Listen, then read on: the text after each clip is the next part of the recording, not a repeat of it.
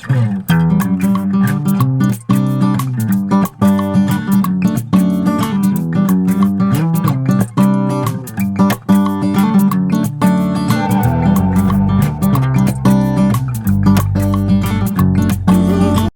Morning বন্ধুরা and welcome back to my channel. আশা করি তোমরা সবাই খুব ভালো আছো, আমিও ভালো আছি। তো চলো তোমাদের সবাইকে সাথে নিয়ে আবার একটি নতুন ভিডিও শুরু করা যাক। দিনটি ছিল মঙ্গলবার আর বাজলো তখন সকাল 8টা।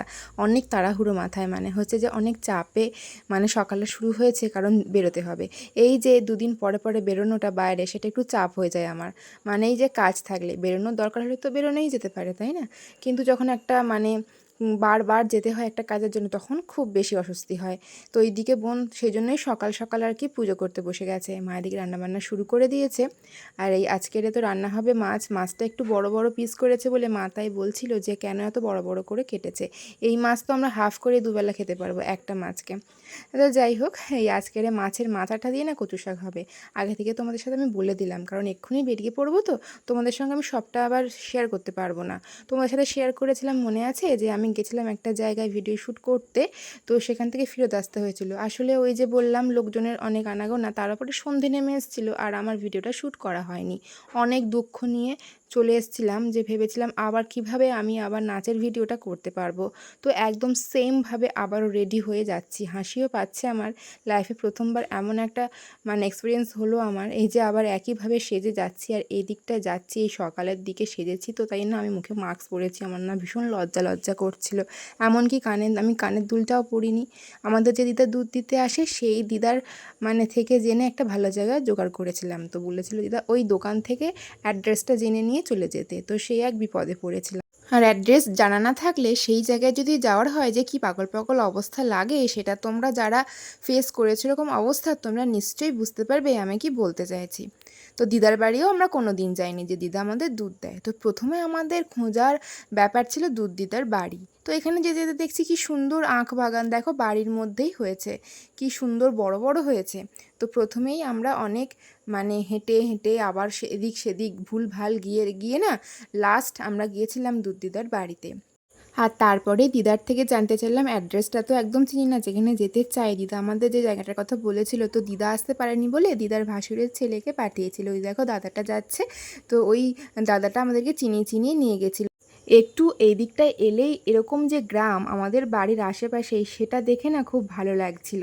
আমাদের বাড়ি থেকে বেশি দূর নয় জানো তো, হাঁটা পথই, দেখতে পাচ্ছ তো, কোনো গাড়ি চড়িনি। তো এই ছাগলগুলোর গায়ে একটু হাত দিতে গেছিলাম, সে আমাকে দেখে ভয় পেয়ে গেছি। মুখে মাস্ক ছিল না, মনে হয় আতঙ্কবাদী ভাবছিল ওরা আমাকে, সেই জন্য। তো তারপরে চলে এসেছিলাম এখানে। তো বলি কোথায় এসছি, এটা হলো একটা রাজবাড়ি। অনেক দিন ধরেই না দিদা আমাদেরকে বলতো যে এখানে একটা ভালো জায়গায় আছে, যদি নাচের ভিডিও শ্যুট করার হয় তাহলে ওখানে যেতে পারিস। তো সেই জন্য আজকে এসেছিলাম দিদার কথা শুনে। তো যাই হোক, এখানে এসে দেখছি যে খুব ভালো একটা পরিবেশ, একদম শান্ত, কেউ নেই লোকজন। আর তারপরে বাড়িতে কেউ থাকেও না। এখানে দুর্গাপুজোর সময় শুধু দুর্গাপুজোই হয়। এইখানে আস্তে আস্তে আমার 12:30 বেজে গেছিলো। তবে এই যে এদিক সেদিক ঘুরতে ঘুরতে আরও দেরি হয়ে গেছিলো। তারপরে ভাবলাম না, তোমাদের সঙ্গে পরে শেয়ার করতে পারবো অবশ্যই, আগে তো ভিডিওটা শ্যুট করে নিই। আর এখানে কি সুন্দর একটা সান বাঁধানো পুকুর ছিল জানো, তো ভাবলাম ওটাও তোমাদেরকে আমি একটু পরে শেয়ার করবো। তো একটু রেডি হয়ে নিচ্ছিলাম, যেহেতু এই গরমকালে আমার মুখের মেকআপ খুব একটা বেশিক্ষণ স্টে করে না, আমি ভীষণ পরিমাণে ঘামি। কিছুক্ষণ নাচের ভিডিও একটু শ্যুট করেছিলাম, করতে করতেই চলে এলো কে, হঠাৎ করে একটা দিদা বলল এখানে এসব করা যাবে না, এক্ষুনি বেরিয়ে যাও। অনেক করে বললাম, শুনলো না জানো। তবে আগের দিন যেখানে ভিডিও শ্যুট করতে গেছিলাম বাবা, ওখানে মানুষজন এমন না, খুব ভালো জায়গা, বিকালে ফুরফুরে হাওয়াও দিচ্ছিল। তারপরে নাচের ভিডিওটি শেষ করলাম, করে যেন মনে হচ্ছিলো এই রাজবাড়িতে আমি ভূতের নাচ নাচতে এসেছি। ওনার কিন্তু আমাদেরকে বের করে দেওয়ার কথা ছিল না, কারণ দাদাটা আমাদের এখানে দিয়ে গিয়ে ওনাকে বলেও দিয়ে গেছিলো যে আমরা এখানে আছি, ভিডিও শ্যুট করবো। তো উনি তাও এসে এমনটা করেছিল, কি বাজে মুখ করে করলো। আমরা তো ভাবতেই পারছিলাম না যে ওটা সত্যি কি ওই দিদা, নাকি অন্য কেউ এসে আমাদেরকে বের করে দিল। অন্য কেউ বুঝতে পারছো তো। আমি আর বোন তো দুদিন ধরে বাড়ি এসে ওইটা নিয়ে আলোচনা করছিলাম। তারপর উনি কিছুক্ষণ পরে পরেই বলছিল, শুধু তোমরা এখনও কেন যাচ্ছ না, তোমরা যাও রাস্তার মাঝখানটা গিয়ে ভিডিও করো, এর আশেপাশে থাকবে না, রাজবাড়ির আশেপাশে। তো আমরা সেভাবেই ভিডিও শ্যুট করে চলে এসেছিলাম। ভীষণ পরিমাণে মেঘ করেছে, এসে দেখছি। তারপর স্নান টান করে খেতে বসে গিয়েছিলাম। মাছের মাথা দিয়ে ওই কচুর শাক, মাছের তেল ভাজা, আর কচু দিয়ে পুঁই শাক ডাঁটা দিয়ে আলু দিয়ে মাছের ঝোল।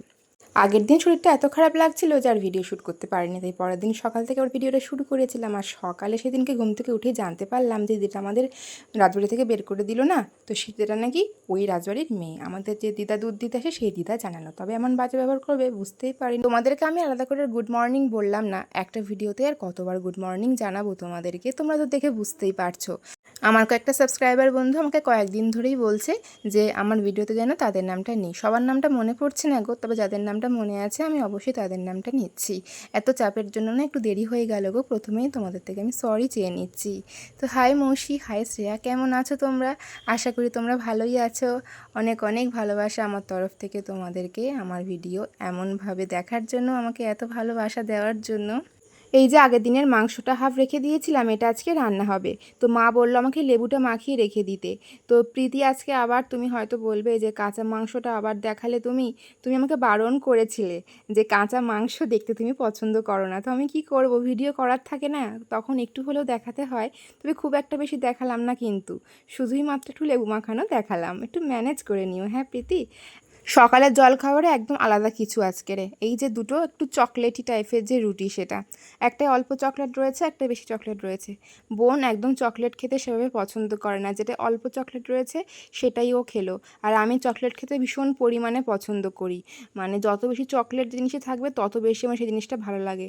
ওই জন্যই আমার বাড়িতে যদি কোনো রকম চকলেট থাকে ফ্রিজে, সেটা বেশি দিন স্টে করে না, ও ঠিক আস্তে আস্তে আমি খেয়ে নিই। এত পরিমাণে চকলেট খাওয়ার নেশা আমার। ওদিকে মা মাংসটা বসিয়েছে, মা তো রান্না করে তেল ছাড়া। আর মায়ের সেই রান্না করার স্বাদ কোনো রকম তেল মশলা দিয়ে রান্না করার সাথে মানে কিছুতেই তুলনা করা যাবে না। আমার মায়ের হাতের তেল ছাড়া মাংস যদি তোমরা খাও তোমরাও মনে রাখবে। তো ওই আজকে মা তেল ছাড়াই একদম মাংসটা চাপিয়েছে। যেদিন রাজবাড়িতে ভিডিও শ্যুট করতে যাই সেদিন সকালে ভীষণ পরিমাণে বৃষ্টি হয়েছিল। আর রাজবাড়ির ভিতরে তো কোনো প্রবলেম ছিল না, বেশ ভালো, কোনো রকম অসুবিধা নেই বৃষ্টি হলেও। কিন্তু ওই যে বের করে দিল, তাই তো আমাদের রাস্তার মাঝে ওখানে ভিডিও শ্যুট করতে হয়েছিল। তবে লোকালিটি কিন্তু ছিল না, একদম ফাঁকা, এটা কিন্তু বেশ ভালো, কোনো প্রবলেম হয়নি। তো এদিকে দেখো মায়ের তরকারি ফুটে গেছে আর মা ডালিয়া বসিয়ে দিয়েছে, কারণ মা তো দুপুরে করে ভাতটা খায় না, আজকে রুটি করা হয়নি, তো সেই জন্য ডালিয়া। আর এমনিতেও কী হয়েছে বলো তো, অনেক নিচু করে শাড়িটা পরেছিলাম তো, আর পিছল পিছল কাদা কাদা ছিল রাস্তাটা, যেহেতু বৃষ্টি হয়েছে বললাম, তো সেই জন্য শাড়িটা একটু ভালো করে ধুয়েছি, একটুখানি ঘষেছি, বেশি মা বললো ঘষাঘষি করতে না, তা নাহলে চুমকিগুলো সরে যাবে। আর এমনিতেও খুব সূক্ষ্ম শাড়িটার কালারটা খুব ভালো লাগে আমার। তো মেলে দিলাম, মেঘলা ওয়েদার, যাই হোক একটু তো জলটা ঝরে যাবে, সিল্কের শাড়ি তো শুকিয়ে যাবে ঠিক। আর এই তিনও টানাটা ছিটে দেওয়া হচ্ছে, কি বলবো তোমাদেরকে, শুধু উড়ে উড়ে ফ্যানের ওপরে উঠবে। আর ও কিন্তু একটা জিনিস ভালো করে, কোনো দিন জানলা থেকে উড়ে যাওয়ার চেষ্টা করে না, বা কোনো দরজা খোলা থাকলে সেখান থেকে উড়ে যাওয়ার চেষ্টা করে না। ও আমাদেরকে ছাড়া কাউকেই চেনে না। এই দেখো, যেই ডানাটা কেটে দেওয়া হয়েছে এখন নিজেই উড়ে উড়ে দেখছে, হেঁটে চলে দেখছে যে ও আর উঠতে পারছে কি না, ও ঠিক করে হাঁটতে পারছে কি না। আর তখন তো কী ছটপট করছিল ওই যখন ডানা কাটা হচ্ছিল। যেহেতু আমি মঙ্গলবারের পরের দিন আবার বুধবার ভিডিওটা শ্যুট করেছি, এই ভিডিওটার সাথে অ্যাড করেছি, তো সেই জন্য আমার এই বুধবার দিনকে আবারও ঘরটার ঝাঁট দিতে হয়েছে, কারণ পরের দিন তো বৃহস্পতিবার, মা ঘর মোছে, তো সেই জন্য সব ঠিকঠাক করে পুরো ঘর ঝাঁট দিয়ে পরিষ্কার আমাকে করতে হয়, যেরকম সেরকমই করলাম। আর তারপরে এত পরিমাণে গরম লেগে গেছিলো, তো ভাবলাম এখন বসে বসে কি করব, এই আমটা খাবো। জানো তো আমাদের যে কাকু ফল দিয়ে যায়, সে কাকু আম দিয়ে গেছিলো সেদিন পুরো পচা, তো সেই জন্য এই আম্রপলি আমগুলো ফ্রিতেই দিয়ে গেছে, বললো এগুলো আমাদেরকে খেতে, বললো খুব মিষ্টি হবে। কোথায়, কীরকম একটা খেতে, কেমন বেশ একটু বেশি পাকার, কেমন কেমন গন্ধ, মিষ্টি নেই গো। আমটা খেতে খেতে দেখছি চারিদিক অন্ধকার করে এসছে, ছুটে গিয়ে শাড়ি দুটো তুলে আনলাম। এই শাড়ি আর ভেজানো যাবে না, তবে ওই পিঙ্ক শাড়িটা না এখনও ঠিক মতন শুকায়নি, পাড়গুলো ভেজা। আর এই শাড়িটা আমি কাচিনি, জাস্ট রোদে দিয়েছিলাম, ওটা পরে গিয়ে দিয়েছিলাম, তাই তোমাদের সাথে আর শেয়ার করিনি। পরে মনে পড়েছিল ওটা একটু রোদে দিলেই হয়। এই ঘরের ফ্যানটা যেহেতু খুব জোরে চলে, তাই আমি কি করলাম, এই ফ্যানের হাওয়াতেই শাড়িটা আনলা ওয়ার্ড্রপের ওপর মেলে দিয়েছি, এবারে খুব সুন্দরভাবে শুকিয়ে যাবে। এমনিতেও বেশিক্ষণ রোদে আমি রাখতাম না, তাই বৃষ্টি এসেছে তাতে আমার কোনো যায় আসে না।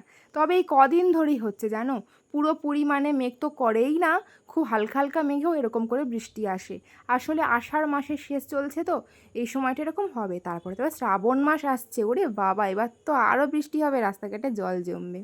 এই যে দুপুরের খাওয়া দাওয়া আমার মাংস ছিল, আগের দিনের কচুর শাক একটু ছিল, আর হিঞ্চের শাক ভাজা ছিল, ওই খাওয়া দাওয়া করলাম। তারপর খাওয়া দাওয়া করে শাড়িগুলোকে সুন্দর করে ভাঁজ করে রেখে দেব। এই শাড়িটা ভীষণভাবে নরম, ওটা খাদি কটন। আর এই শাড়িটা এখন দেখো কি সুন্দর শুকিয়ে গেছে। তবে এই সিল্কের শাড়িগুলো যত সুন্দর লাগে দেখতে কিন্তু ভাঁজ করা যায় না সহজে।